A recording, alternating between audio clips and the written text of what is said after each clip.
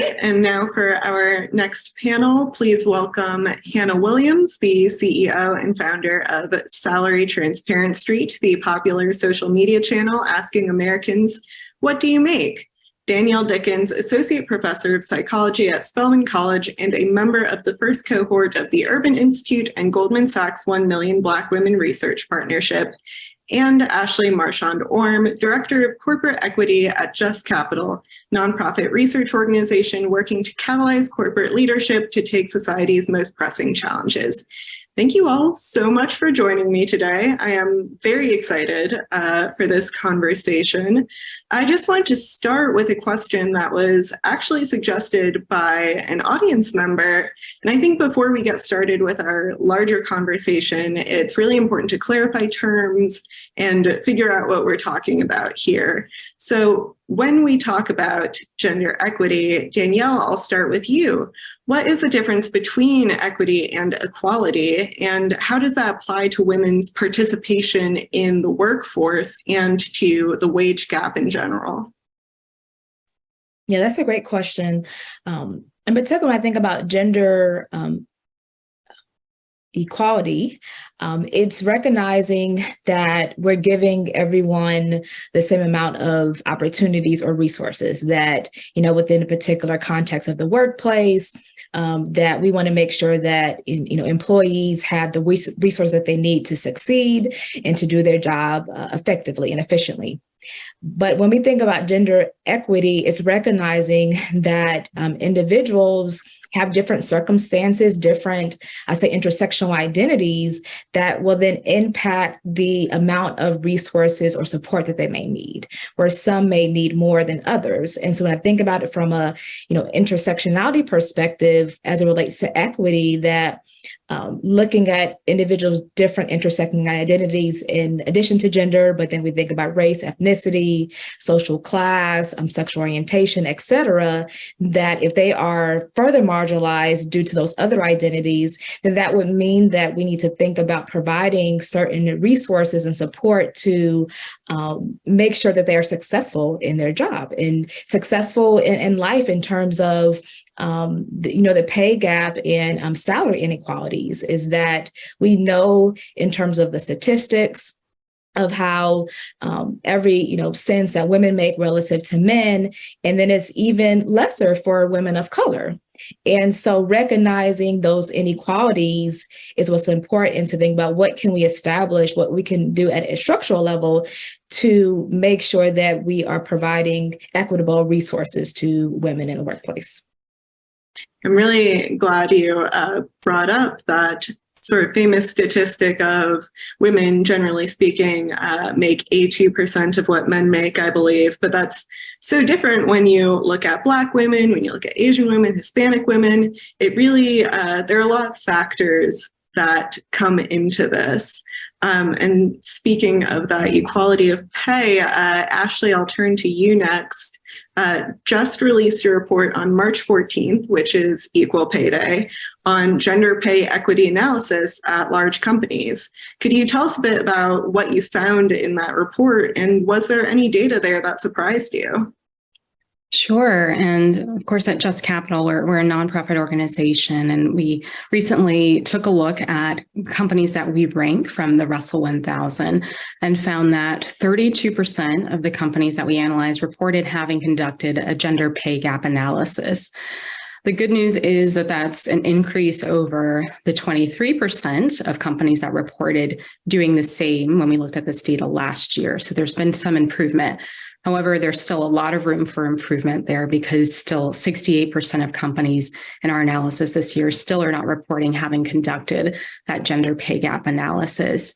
Also relatedly, we saw that just 14% of companies are actually disclosing the results of those analyses, or that actual ratio of women to men's pay. So that's another area where there's room for improvement to actually share that data. And what we're seeing is companies tend to withhold actually sharing the results of their pay gap analyses until they've actually gotten close to that 1-to-1 ratio of having pay equity. So that means that there are a lot of companies that are still not conducting these analyses, and that companies may be shy about actually reporting when they're not close to that 1-to-1 ratio. Was there any particular data that maybe came as a surprise to you or that you hadn't been expecting? I think the fact that we did see a good uptick between last year and this year was a little bit surprising because this number had stagnated. The number of companies actually disclosing that they'd conducted a pay gap analysis had stagnated over the last couple of years. But I think we did see an increase in part due to increased institutional investor pressure on companies to be paying attention to these pay gap analyses. So that is one area that we're going to continue to watch, is that investor pressure, whether that continues and what that means for this number of companies that are actually disclosing this information going forward. Oh. And Hannah, I'll turn to you next, because as we're having this conversation about compensation and pay equity, this is something that's just been considered taboo for so long, and it feels so uncomfortable to talk about. And Orme, you are overtly challenging with Salary Transparency Street. Could you tell us a little bit about what you're doing with Salary Transparency Street and what that project is that you have? Yeah, so Salary Transparency Street is really just a content creation venture of mine where I literally go on the street and I ask strangers what they do for a living and how much they make to try to challenge this taboo. Really, I was motivated to create the account just by being underpaid in my own career and finding out. So I was like, this doesn't make sense.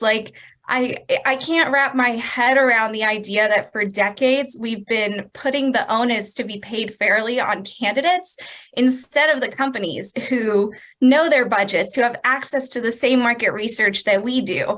I think that it's really cool, and I'm so happy to hear the data from Ashley that we're seeing an uptick in companies reporting this data. We have ways to go, but at least it's an improvement. And so that's encouraging to me because I think it says that not only Gen Z, but by having these conversations, like with our page and just in general, promoting the value of these conversations, we're putting a lot of pressure on corporate America to see this as something that they need to implement and they need to normalize. We're demanding it on social media. We're slowly knocking on that door in interviews, and asking for the budgets and what the salary requirements are. We're flipping that question to recruiters and to companies, which is what we need to do to continue to push this needle forward and demand it to be normalized in our systems. I think it's really interesting. I think that it's not, some people think that having these conversations is nosy and it's rude, but really it's valuable. You don't know how much you can make unless you hear it or see it as fact, that this company is hiring for this role, or you find out that your colleague is making X. If you're not comparable, that can come as a shock, and it would have gone completely unknown unless we had these conversations. So I think it's really valuable. I think it's cool stuff that we're all doing on this panel here.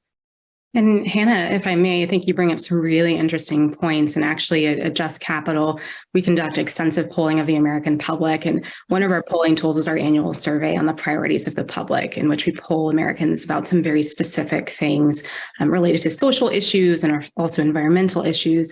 And one of our questions was about whether CEOs had a role to play in addressing certain issues. And the top 3 issues that were cited were actually, number 1, addressing gender equity, number 2, income inequality, and number 3, racial equity. So when you think about the breadth of issues that the American public cares about and what they think corporate leaders and CEOs specifically should be paying attention to, this is right within the wheelhouse of those priorities. I love that. That's music to my ears. I'm like, let's keep going. It's working. Yeah, I really love that we're bringing up the structural issues here, because I feel like, especially as women, we put a lot of pressure on ourselves and think that we're the only variables here. And instead of looking at it as maybe companies owe us the other way around. So this actually is a great launching pad for my next question, which was for all 3 panelists. We'll start with Ashley. what are some policies that you believe could improve gender inequity in the workplace? So whether implemented by companies on the company level or imposed by the state or federal government, what are some changes that you think could be made to sort of transform the structure that we're talking about here? Yeah, it's a really good question. And, at Just Capital, we engage a lot with corporate leaders. And one clear practice that comes to mind is, we were talking earlier about the importance of transparency and being able to know whether companies are actually conducting these pay gap analyses. So that's important, as I would say, companies need to be thinking about how they can actually be more transparent about whether they're taking the right steps toward closing the gender pay gap. I would also say that it's important to ensure that as companies are looking at their pay data, that they are disaggregating it. This gets to some of the things that we were saying earlier about the difference between pay, not just between women and men, but specifically between women of color and men. So, companies need to ensure that they're disaggregating that pay data so that they can know truly how far they need to move the needle for not just women overall, but also specifically Black women, Hispanic women, and then Native women. We just passed Equal Pay Day in March. And if you actually disaggregate it and look at Equal Pay Day for Black women, that date is further along in the year. That's in July, meaning that Black women have to work into July of this year to earn what white men earned last year, in 2022 alone. And for Latina women, that's even further. That's October. And then for Native American women, that's in the end of November. So there's definitely a difference between pay, not just among women and men, but specifically women of color. So I think companies really need to be paying attention to that as well. Danielle? Yeah, those are great. I was going to mention some of the same things related to salary transparency and, some of these structural issues that are happening. It's sexism, right? It's gendered racism. And so how to really tackle those, particularly within the workplace context. And also, I think related to this of, salaries, that we know that there is this, occupational segregation, right? Where a lot of these are based on people's cultural perceptions of women being in certain particular lower paying salaries, more so around, caring type of professions, or even men and women who are in this same field, but men tend to have and hold more higher levels of leadership positions relative to women. And so a lot of it, to me, thinks about too of how to really tackle and dismantle the glass ceiling for women as a whole, and then for women of color, the concrete ceiling, right? This thing that's even more difficult and tougher to break through. Really think about how do we establish certain programs, whether it be mentorship programs, to ensure that women, and especially women of color and Black women, have the opportunities to reach these leadership positions that will be able to offer them a certain type of salary. And then also, similar to what Ashley mentioned, of mandating that companies do an audit of, as you mentioned, disaggregating it, particularly look at these different intersecting identities to see what are the salaries that were being offered, and then figuring out strategies to address those inequalities. I'll just piggyback off of those 2 points. I think that they really nailed it. So I just have like small little things, really in the vein of salary transparency, like that's my wheelhouse. So I guess that's where I'll focus. But there is legislation on the books that we're seeing to mandate pay transparency. So I think that that's really a good direction to go. I'd like to see something federal passed instead of statewide, but I'm not a lawyer, so we'll see what happens there. But also, I think that a big part of pay transparency and making sure that people are paid fairly, and that is being addressed with, gender discrepancy and racial discrepancies, is good management. If you don't have a manager who can explain to you exactly why you're making what you're making based on a solid structure, solid data, solid market research, to be able to tell, Tim why he's making X and Karen why she's making X and why there's any type of discrepancy. If you can't explain that well and you don't truly understand it yourself, then you're going to give that confusion onto your employee. And that's where you have this infighting, where people are upset that they're making less and they feel like their pay is not fair. if you have good management, you can really try to mitigate those problems and better address pay discrepancies between different races and different genders, which I think is something really that we need to focus on. Also, the occupational segregation, which I like to think that my page is hopefully helping a little bit, is showing people what is out there, what different careers you can do and how much you can make. I feel like a lot of women get pigeonholed into nursing and teaching, but they're interested in trade, but they don't see the representation there. If we can demonstrate on our page that women can work in the trades, and they can make X and this is how you do it, if you give them kind of that representation and something to look at, it's more exciting and it gives them that opportunity to dive into something that's new. So I think just showing what's out there, having more transparency in our conversations about careers and money, and making sure that companies really prioritize good management and that those managers also get good coaching. If I may chime in with just one more quick comment, I think this is fascinating, and I'm glad, Danielle, that you brought up the point initially about occupational segregation. That is something that people have increasingly have increasingly paid attention to over the past couple of years. One thing for people to keep in mind is that when we're thinking about the overall pay gap between men and women, I've seen studies out there that about 15% of the pay gap is attributable to occupational segregation. That other 85% is literally just ensuring that men and women within the same occupation are still paid the same amount. And so there's a lot of room to grow there for companies for sure. So definitely an important issue. Yeah, I'm just having so much fun talking about this issue, and all of you are bringing up so much good and interesting points that I keep thinking, oh man, I hadn't thought about that before. So this is just a treat to be talking about this so openly as well. But Danielle, I also want to talk to you about some of the research that you do specifically on identity shifting and how that factors into the workplace, particularly for Black women. And I was hoping that you could tell us a little bit about that research and what that means. Yeah, thank you for asking that question. So I started to do this research when I was a graduate student, and it stemmed from my experiences navigating a predominantly white space as one of few Black women.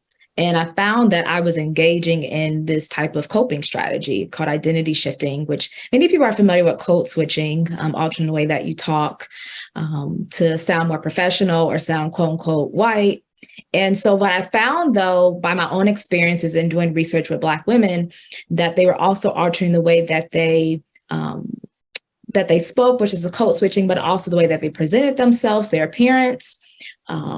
So their hair, their attire, their perspective in different spaces in order to mitigate experiences of discrimination, or in some space, in predominantly Black spaces, to enhance their social relationships and professional relationships with other Black people. And so I looked at this among Black women within their early careers and how they perceive their experiences of shifting. And I looked at the benefits and costs of it. And so many of them talked about how they may alter the way that they talk so they don't appear or sound aggressive, which is a stereotype oftentimes attributed or put on Black women. But they talked about how it helped enhance their cultural competence, but I found more costs associated with shifting. And so many of them talked about how they felt the pressure to be a model Black citizen, a representative of other Black women, other Black people, when they were, in a sense, had this tokenized status, or that they felt as though they couldn't be their authentic selves. And so this impacts many people, especially those who hold multiple marginalized groups like Black identities, like Black women, and how they navigate the workplace. And in some other ways that Black women resist is being their authentic self and resisting shifting. But this is one coping strategy that Black women may use in order to lessen the outcomes associated with shifting. And some of my research also has found that it is associated with higher levels of anxiety symptoms as well. Yeah, that makes sense. And just to follow up on that, how does this issue of identity shifting then factor into this larger conversation that we are now having about gender equity in the workplace and the wage gap in particular? Yeah, so with the support of Goldman Sachs and Urban Institute, my colleague and I, Michael Whitfield from 9 to 5 organization, we looked at, we did focus groups and we're about to do a survey to look at Black women's perceptions of engaging in salary negotiations. And shifting came up in those focus groups of talking about how they maybe decided not to negotiate their salaries because of not wanting to confirm certain stereotypes about Black women, once again, such as the angry Black woman stereotype. And this is consistent with some of the research in terms of why women or Black people may not negotiate their salaries, because they may experience retaliation, or in a way they don't is going against these traditional perspectives or stereotypes associated with women, for instance. And so I think that plays a big part in terms of how to, managing these stereotypes, and that may impact Black women's decisions to negotiate their salaries or not. But then also, I think these cultural stereotypes for Black women and other women as well can impact how much salary they're being offered due to these, unconscious or conscious beliefs and attitudes that people may hold, especially when they are making the hiring decisions. Yeah. And I think, asking for a higher salary is just an inherently scary thing to do, even if you deserve it, and that a man would not hesitate, particularly not a white man. It's just such a terrifying thing to embark upon. And Hannah, I want to turn to you next. I was wondering, to the extent to which you see a generational aspect to this, where it does seem, very broadly speaking, as if Gen Z seems to be more willing to talk about some of this stuff openly and without fear. And I was wondering, to what extent you think the generational aspect has been changing the conversation? Yeah, definitely. I call myself a geriatric Gen Z because I'm like 96 baby, so I'm right on the edge for millennial and Gen Z. But whenever we talk about how great Gen Z is, I'm like, yep, I'm Gen Z. That's my group. So I'm really proud, honestly, to be like grouped in the Gen Z bubble, just because they are making change. And I think that it's our access to information, it's our access to the internet, really stimulating these conversations. And I think that when you have these numbers and these conversations just right in front of you, they're not, stigmatized. You don't even hear the conversations about, oh, that's rude yet. Like, that hasn't been drilled into you yet. And once you see the value of how these conversations can help your career, it doesn't make sense to be quiet about it once you've seen the value. And I think that a lot of people now coming out of college and entering their careers are also entering a different workplace, like a different environment for their careers. We have crazy inflation, cost of living is through the roof. Lots of us can't even think about buying a house. That's decades out in the future. It's a different world than our parents grew up in and graduated from college into as well. And so I think for us, we are motivated by money because we need it to survive. We need it to start planning our lives and our families. And so when you see the value of having these conversations and someone tells you, well, that's rude, but this conversation helped you negotiate a $20K difference that you weren't even aware of, it's a no-brainer. We're going to keep having those conversations. And to piggyback on what Danielle said about salary negotiation, I really can't, I know that everyone says you should negotiate your salary. It's important. And I don't disagree with that. But my frustration with, talking about the pay gap and negotiation as a solution to that is that we do see data that shows that when women negotiate, they still get less than their male counterparts, especially Black women. Any group that can be a victim of bias is still going to be victimized in these situations. And it doesn't make sense to me that salary negotiation is a solution to the pay gap, because if I'm being hired for a job, they're looking at my education and my experience, not how well I can negotiate. So why should my salary, which, should be dependent on everything on my resume, be affected by whether or not I choose to negotiate for that salary. People have different personality traits. Some people are shy, some people have anxiety, especially minority women are worried about, code switching and how their personalities can be interpreted by a hiring manager who may or may not be racist. When you put all these things and stack them against women and say, oh, well, you should just negotiate, then you won't be underpaid. That's not really a valid argument to a lot of women, and it's not going to solve the problem. So having these conversations and promoting transparency, and then ultimately making that the standard system that companies abide by when offering salaries, will solve a lot of these problems that are based on personality traits and people's inherent biases. That's such a great point. And Danielle, I would go back to something that you were suggesting earlier too, which is that the whole negotiation process is actually more risky for women of color. You're more likely to face retaliation. So, to your point, Hannah, and this is about thinking about more than just negotiating salaries. It's just for corporate leaders an opportunity to really think holistically about practices and culture internally. So it's not just a check the box. We've disclosed our, pay gap analysis and our results.